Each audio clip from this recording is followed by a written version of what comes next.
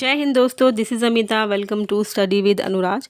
तो दोस्तों, जैसा कि आप जानते हैं हम एनसीईआरटी कर रहे हैं और आज हम 6 क्लास के एनसीईआरटी में जो ज्योग्राफी वाला भाग है पोर्शन वो हम कर रहे हैं, जिसमें कि हम चैप्टर 5 कर चुके हैं। पृथ्वी के प्रमुख परिमंडलों के बारे में हमने जाना था। पृथ्वी के प्रमुख परिमंडलों में हमने भूमंडल, वायुमंडल, जलमंडल और महाद्वीपों के साथ साथ महासागरीय बेसिन इत्यादि के बारे में हमने चैप्टर 5 में देख लिया था। उसको ही आगे कंटिन्यू करते हुए हम चैप्टर 6 में आज पृथ्वी के प्रमुख स्थल रूपों के बारे में जानेंगे, जिसमें हम पृथ्वी किस तरीके के रूप है, एक समान है या नहीं है, इन चीज़ों के बारे में हम समझेंगे। तो इसी चैप्टर में आगे बढ़ते हुए हम पहले देख लेते हैं कि आपको इसमें जानना क्या है। तो आपने इसमें कुछ स्थल रूपों के ज़रूर देखा होगा। किसमें? 6.1 चित्र जो दिया हुआ है बुक में एनसीईआरटी की, आपने उसमें देखा होगा कि पृथ्वी के प्रमुख रूपों के बारे में, स्थल रूपों के बारे में दिखाया गया है एक चित्र के माध्यम से, जिसमें आपको पर्वत श्रृंखला मिलेंगी, पर्वत क्षेत्र मिलेंगे, पठार मिलेंगे और पहाड़ी क्षेत्र आपने देखे होंगे, और साथ साथ मैदानी इलाका और उसके होते हुए सहायक झील, सहायक नदियाँ, वितरिका इत्यादि के बारे में आपने इस चित्र में देखा है। ठीक है, इसी को आगे कंटिन्यू करते हुए अगर हम चैप्टर में आगे बढ़े तो आप देखेंगे कि पृथ्वी की जो सतह है सभी जगह एक समान नहीं है। पृथ्वी की सतह क्या है? एक समान आपको नहीं मिलेगी। पृथ्वी पर अनगिनत प्रकार के स्थल रूप होंगे। स्थल मंडल के कुछ भाग ऊंचे होंगे तथा नीचे तथा कुछ समतल होते हैं। ठीक है, कैसे होते हैं पृथ्वी के भाग? ऊंचे नीचे तथा कुछ समतल होंगे। ठीक, ये स्थल रूप दो प्रक्रियाओं के परिणाम स्वरूप बनते हैं। कैसे बनेंगे स्थल रूप? अगर दो प्रक्रियाएं जब होंगी तभी जाके ये स्थल रूप बनेंगे। ठीक है, आपको ये है जानकर आश्चर्य होगा कि मैदान जिस पर आप खड़े हैं उसमें धीरे धीरे गति हो रही है। ठीक है, जो पृथ्वी का मैदानी क्षेत्र है उसमें धीरे धीरे क्या हो रहा है? मूवमेंट होती रहती है। पृथ्वी के अंदर लगातार गति हो रही है। प्रथम आंतरिक प्रक्रिया के कारण बहुत से स्थानों पर पृथ्वी की सतह कहीं ऊपर उठ जाती है तो कहीं धंस जाती है। क्या होता है? ये सारी आंतरिक और बाहरी प्रक्रियाएं, जो आंतरिक प्रक्रिया होती हैं प्रथम प्रक्रिया के कारण क्या होगा? बहुत से स्थानों पर पृथ्वी की जो सतह है वो कहीं उठ जाएगी और कहीं धंस जाएगी, जिससे पर्वतीय इलाकों का निर्माण होगा और कुछ मैदानी क्षेत्र बनेंगे। ठीक, कहीं धंस जाएंगे जहाँ पर झील का निर्माण हो जाएगा। इस तरीके से आगे है, पहले आप ये ब्रैकेट पढ़ सकते हैं कि क्या आप जानते हैं कि पहाड़ी वह स्थलीय भाग है। पहाड़ी क्या है? वह स्थलीय भाग है जो कि आसपास की भूमि से ऊंची उठी होती है। 600 मीटर से अगर अधिक ऊंचाई एवं खड़ी ढाल वाली पहाड़ी को पर्वत कहा जाता है, और 8000 मीटर से ऊंचे कुछ पर्वतों के नाम आपको बताने हैं। ठीक, आगे चलते हैं चैप्टर में। देखिए, दूसरी या बाह्य प्रक्रिया स्थल के लगातार बनने और टूटने की प्रक्रिया है। दूसरी जो बाह्य प्रक्रिया है वो क्या है? स्थल के लगातार बनने और टूटने की प्रक्रिया है। ठीक है, पृथ्वी की सतह टूटकर घिस जाने को क्या कहेंगे? अपरदन। पृथ्वी की सतह टूटकर जो घिस जा रही है उसको क्या बोलते हैं? अपरदन। ठीक, तो अपरदन की क्रिया के द्वारा सतह नीची हो जाती है तथा निक्षेपण की जो प्रक्रिया के द्वारा इसका फिर से निर्माण हो जाता है। अपरदन में क्या होगा? अपरदन में सतह जो है वो टूटकर घिस जाएगी, कम हो जाएगी, और निक्षेपण में प्रक्रिया में उस निक्षेपण की प्रक्रिया में इनका फिर से निर्माण हो जाएगा। ठीक है, ये दो प्रक्रियाएं बहते हुए जल, वायु तथा बर्फ के द्वारा होंगी और होती हैं। हम विभिन्न स्थल रूपों को उनकी ऊंचाई, ढाल के आधार पर पर्वतों, पठारों और मैदानों में वर्गीकृत कर सकते हैं। अब पर्वत किसे कहेंगे? देखिए, आगे दिया हुआ है कि पर्वत पृथ्वी की सतह की प्राकृतिक ऊंचाई है। पर्वत क्या है? पृथ्वी की सतह की प्राकृतिक ऊंचाई है। पर्वत का शिखर छोटा तथा आधार चौड़ा होता है। ये आसपास के क्षेत्र से बहुत ऊंचा होता है। कुछ पहाड़ बादलों से भी ऊंचे होते हैं। जैसे जैसे आप ऊंचाई पर जाएंगे जलवायु ठंडी होती जाती है। कुछ पर्वतों पर हमेशा जमी रहने वाली बर्फ़ की नदियाँ होती हैं, जिसे क्या बोलेंगे? हिमानी। पर्वतों पर कुछ पर्वत ऐसे हैं जिनमें क्या होगा? हमेशा बर्फ़ जमी रहेगी, बर्फ़ की नदियाँ जमी रहेंगी, जिसे हिमानी बोला जाएगा। यहाँ कुछ ऐसे भी पर्वत हैं जो समुद्र के भीतर हैं, जिन्हें आप देख नहीं सकते। कठोर जलवायु होने के कारण पर्वतीय क्षेत्रों में बहुत कम लोग निवास करते हैं। वहाँ का धरातल खड़ी ढाल वाला होता है तथा कृषि योग्य भूमि की कमी होती है। पर्वत एक रेखा के क्रम में व्यवस्थित हो सकते हैं। पर्वत क्या होगा? रेखा के क्रम में व्यवस्थित होते हैं। जैसे लगातार हो तो उनको बोलेंगे श्रृंखला। श्रृंखला कहेंगे उन्हें। जैसे आप यहाँ पे चित्र में देख सकते हैं वलित पर्वत, और यहाँ पे भूपर पट्टी दी है, वलित पर्वत दिया है, इस तरीके से।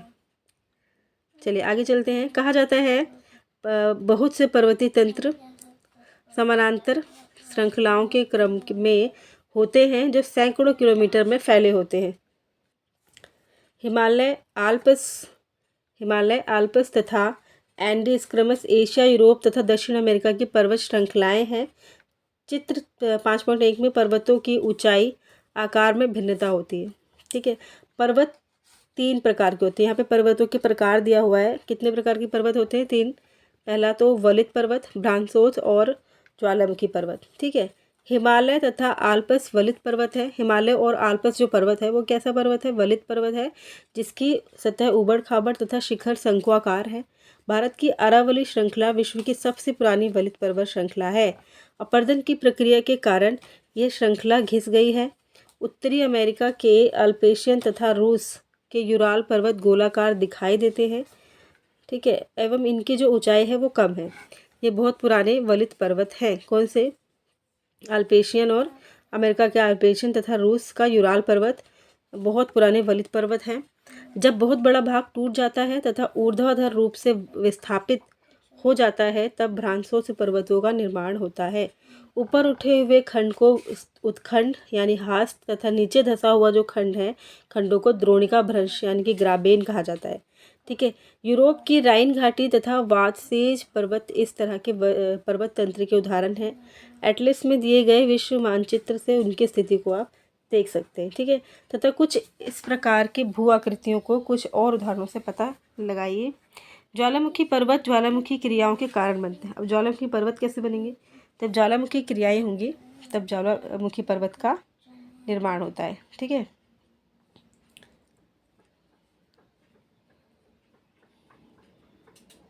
एक मिनट। बहुत उठा होगा और सपाट होगा। ठीक, ये आसपास के क्षेत्रों में कैसा होगा? ये आसपास के क्षेत्रों से अधिक उठा हुआ होता है तथा इसका जो ऊपरी भाग है मेज के समान सपाट होता है। ठीक है, किसी पठार के एक या एक से अधिक किनारे होते हैं जिनके ढाल खड़े होते हैं। पठारों की ऊंचाई प्राय कुछ 100 मीटर से लेकर 1000 मीटर तक हो सकती है। ठीक है, 100 मीटर से 1000 मीटर तक इनकी जो ऊंचाई है वो हो सकती है। पर्वतों की तरह पठार भी नए या पुराने हो सकते हैं। भारत में दक्कन का पठार पुराने पठारों में से एक है। भारत का जो दक्कन का पठारी एरिया है वो पुराने पठारों में से एक है। केन्या, तंजानिया, युगांडा एवं का पूर्वी अफ्रीकी पठार, ऑस्ट्रेलिया का पश्चिमी पठार इस प्रकार के उदाहरण हैं। आगे है तिब्बत का पठार, चित्र 5.1। आप देख लेना, विश्व का सबसे ऊंचा पठार है। 1 मिनट में दिखा। ठीक है, पहले ये पढ़ लेते हैं, उसके बाद दिखाती हूँ मैं आपको। 5.1 चित्र 5.1 6.5 है ये। 5.1 कहाँ है? वेट, चित्र 5.1 विश्व का सबसे ऊंचा पठार है जिसकी ऊंचाई माध्य समुद्र तल से 4000 से 6000 मीटर तक है। पठार बहुत उपयोगी होते हैं क्योंकि उनमें खनिजों की प्रचुरता होती है। यही कारण है कि विश्व के बहुत से खनन क्षेत्र पठारी भागों में स्थित हैं। अफ्रीका का पठार सोना एवं हीरो के खनन के लिए प्रसिद्ध है। अफ्रीका का जो पठार है वो किसके लिए प्रसिद्ध है? सोने और हीरे के लिए। ठीक है, भारत का छोटा नागपुर, भारत में जो छोटा नागपुर के पठार में लोहा, कोयला तथा मैंगनीज के बहुत बड़े भंडार पाए जाते हैं। और पठारी क्षेत्रों में बहुत से जलप्रपात हो सकते हैं क्योंकि यहाँ नदियाँ ऊंचाई से गिरती हैं। ठीक है, तो भारत में छोटा नागपुर पठार पर स्वर्ण रेखा नदी पर स्थित हुंडरू जलप्रपात तथा कर्नाटक में जोग जलप्रपात। कर्नाटक में कौन सा जलप्रपात है? जोग। और छोटा नागपुर पठार पर स्वर्ण रेखा नदी पर स्थित हुंडरू जलप्रपात है। ठीक है, इस प्रकार के जलप्रपातों के उदाहरण हैं। लावा पठार में काली मिट्टी की प्रचुरता होती है जो उपजाऊ है एवं खेती के लिए काफ़ी अच्छी होती है। कई पठारों में रमणीय स्थल होते हैं जो पर्यटकों को आकर्षित करते हैं। नेक्स्ट है मैदानी क्षेत्र। अब मैदानी क्षेत्र किसे कहेंगे? तो मैदान समतल भूमि के बहुत बड़े भाग होते हैं। वे सामान्यतः माध्य समुद्री तल से 200 मीटर, समुद्री तल से कितना, 200 मीटर से अधिक ऊंचे नहीं होते। ठीक, कुछ मैदान काफ़ी समतल होते हैं, कुछ कुछ उर्मिल तथा तरंगित हो सकते हैं। अधिकांश मैदान नदियों तथा उनकी सहायक नदियों के द्वारा बने हैं। नदियाँ पर्वतों के ढालों पर नीचे की ओर बहती हैं तथा उन्हें अपराधित कर देती हैं। ठीक है, वे अपरिदित पदार्थों को अपने साथ आगे की ओर ले जाती हैं। अपने साथ ढोए जाने वाले पदार्थों जैसे कि पत्थर, बालू, सिल्ट को वे घाटियों में निक्षेपित कर देती हैं, ले जाकर के साइड में घाटियों पे लगा देती हैं। इन्हीं निक्षेपों से मैदानों का निर्माण हो जाता है और सामान्यतः मैदान बहुत अधिक उपजाऊ होते हैं। मैदानी जो क्षेत्र होगा वो क्या होगा, बहुत अधिक उपजाऊ होगा। यहाँ परिवहन के साधनों का निर्माण करना आसान होता है, इसलिए ये मैदान विश्व के सबसे अधिक जनसंख्या वाले भाग होते हैं। क्योंकि मैदानी क्षेत्रों में क्या होगा, उपजाऊ क्षेत्र होगा, तो वहाँ पे क्या होगा, जनसंख्या भी अधिक होगी। ठीक है, नदियों के द्वारा बनाए गए कुछ बड़े मैदान एशिया तथा उत्तरी अमेरिका में पाए जाते हैं। एशिया में स्थित भारत में गंगा एवं ब्रह्मपुत्र का मैदान तथा चीन में यांगत्से नदी का मैदान इसमें प्रमुख उदाहरण है। ठीक है, मैदान मनुष्यों के रहने के लिए बहुत सबसे उपयोगी क्षेत्र होते हैं। यहाँ की जनसंख्या बहुत अधिक होती है क्योंकि मकानों के बनाने तथा खेती के लिए यहाँ समतल भूमि की प्रचुरता होती है। उपजाऊ मिट्टी के कारण ये भाग खेती के लिए काफ़ी उपयुक्त हो जाता है। भारत में गंगा का मैदान देश में सबसे अधिक जनसंख्या वाला क्षेत्र है। ठीक है, अब स्थल रूप एवं लोग कैसे होंगे, जब जहाँ के स्थल रूप होगा वहाँ के लोग कैसे होंगे। स्थल रूपों की विभिन्नता के अनुरूप ही मानव विभिन्न प्रकार से जीवन यापन करते हैं। ठीक, पर्वतीय क्षेत्रों का जीवन कठिन हो जाता है। मैदानी क्षेत्रों का जीवन पर्वतीय क्षेत्रों की तुलना में सरल होता है। मैदानों में फसलें उगाना, घर बनाना या सड़कें बनाना पर्वतीय क्षेत्रों के मुकाबले तुलना में अधिक आसान होता है। क्यों? क्योंकि वो मैदानी क्षेत्र है और पर्वतों पे घर बनाना ढलाई के कारण थोड़ा मुश्किल होता है। तो विभिन्न प्रकार के स्थल रूपों पर रहने वाले लोगों के रहन सहन के तरीकों में कुछ अंतर होता है। क्या आप उनमें से कुछ अंतरों को बता सकते हैं? आप सोचिएगा। तो कभी कभी प्राकृतिक आपदाएं जैसे कि भूकंप, ज्वालामुखी, उद्गार, तूफान या बाढ़ बहुत विनाश कर देते हैं। इन आकस्मिक घटनाओं के बारे में जागरूकता पैदा करके हम इनसे आने वाले खतरों को कम कर सकते हैं। हम कितने तरीकों से जल एवं स्थल को उपयोग में ला सकते हैं, इसका पता हम अपने आसपास के क्षेत्र से लगा सकते हैं। प्राय हम स्थल का उपयोग गलत तरीके से करते हैं, जैसे उपजाऊ भूमि पर मकानों का निर्माण करना। इसी प्रकार हम लोग कूड़ा किसी भी भूमि पर या पानी में फेंक देते हैं, जो कि उन्हें गंदा कर देता है। हमें प्रकृति के इस महत्वपूर्ण वरदान का उपयोग इस प्रकार नहीं करना चाहिए। उपलब्ध भूमि केवल हमारे उपयोग के लिए नहीं है, ये हमारा कर्तव्य है कि हम आगे आने वाली पीढ़ियों के लिए पृथ्वी को सुरक्षित रखें। ठीक है, अब यहाँ पे दिया हुआ है ब्रैकेट में स्वच्छ भारत मिशन। स्वस्थ शरीर में स्वस्थ मस्तिष्क का निवास करता है और स्वस्थ शरीर के लिए स्वच्छ पर्यावरण, विशेष रूप से साफ जल, वायु तथा स्वच्छ वातावरण प्राथमिक आवश्यकताएं हैं। इन सभी प्राथमिक आवश्यकताओं को सभी लोगों को सुलभ कराने हेतु भारत सरकार द्वारा स्वच्छ भारत मिशन कार्यक्रम चलाया जा रहा है। ठीक है, अब यहाँ पे एक प्रदूषित नदी के भी चित्र दिया है, देख सकते हैं।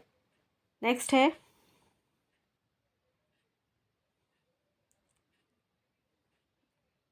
चलिए, यहाँ पे हमारा चैप्टर ये ख़त्म होता है। इसमें हमने पृथ्वी के स्थल रूपों के बारे में जाना और मैदानी क्षेत्रों को से लेकर पहाड़ी क्षेत्रों के बारे में भी समझा। तो ये चैप्टर यहीं पे समाप्त होता है और हमने चैप्टर की समरी देख ली है। तो अब हम आगे मिलेंगे नेक्स्ट चैप्टर में, तब तक के लिए bye, thank you so much. और आप इसको दोबारा से देख करके चैप्टर अच्छे से समझ सकते हैं। बार बार आपको एनसीईआरटी पढ़ने की ज़रूरत नहीं पड़ेगी अगर आपने वीडियो ये सही से देख ली है तो। तब तक के लिए अगली वीडियो में हम मिलते हैं, तब तक के लिए bye, thank you so much for connecting.